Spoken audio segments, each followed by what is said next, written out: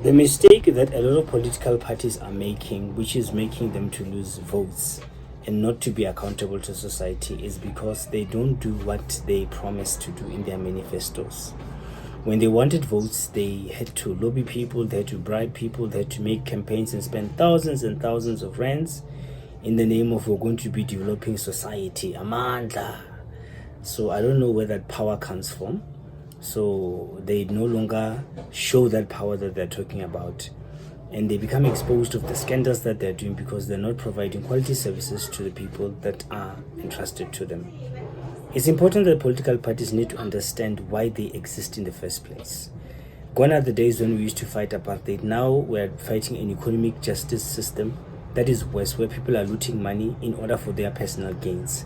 Where people go into commissions, some of them brave, some of them not even afraid to face the commissions. And this has come to a point where it has irritated and annoyed certain citizens in the country.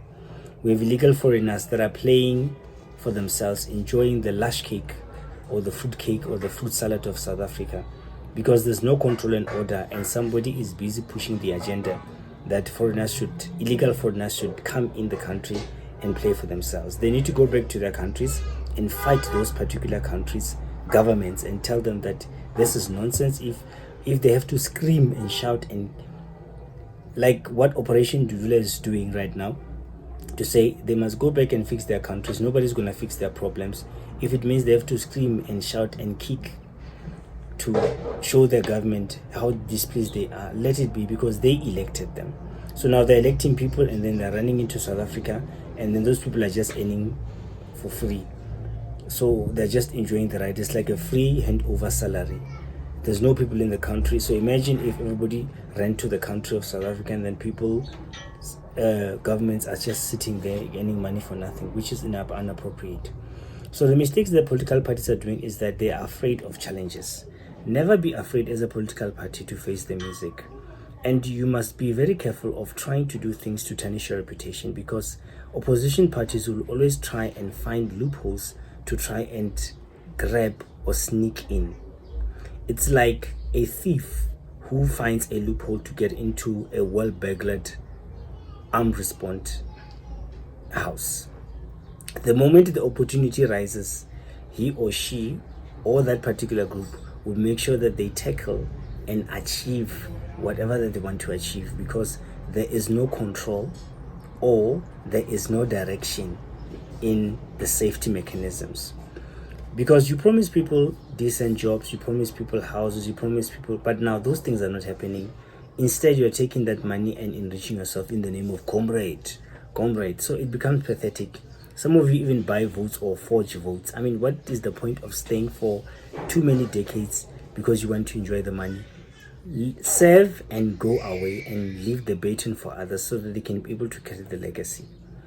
And you still have got power even if you are a former leader, because you can be able to express yourself and give your opinions if things are not going right. But staying for too long, doing corruption, being involved in scandals, and it's the list is endless. It's pathetic and it's not right. That's why we'll end up having multiple political parties. But one day, if we are not careful, there's going to come a political party that is going to shut everybody down. And then we're going to end up having 3 or 4 political parties like in the past when we got democracy.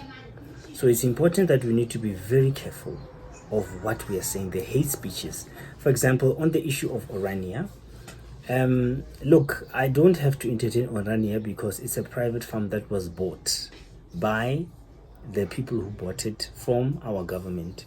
And whatever that they do with their land is absolutely their problem, it's not our problem. We should learn to focus in our own problems that we have. Our streets are dirty in townships. Our education system is a fuck up. Our police system is a disaster. Our judicial system is everything in South Africa that operates is a fuck up. Now, when people come up with initiatives, people are feeling threatened. Let me tell you something. We've got foundations or NGOs or NPOs that are going to come and do the job of government. If you go on YouTube, you check the videos of different communities. I was watching a video of a certain community in KwaZulu-Natal where the learners have to risk their lives to go to school, primary school children. Imagine climbing a mountain that is so steep and so dangerous. The stairway has rusted. There are even snakes there that are very venomous. and in the name of education, and the government will always come and say, because they're exposed in media, no, we'll come and develop. So now when private governments come on board, or private initiative come on board and shame, then people are offended.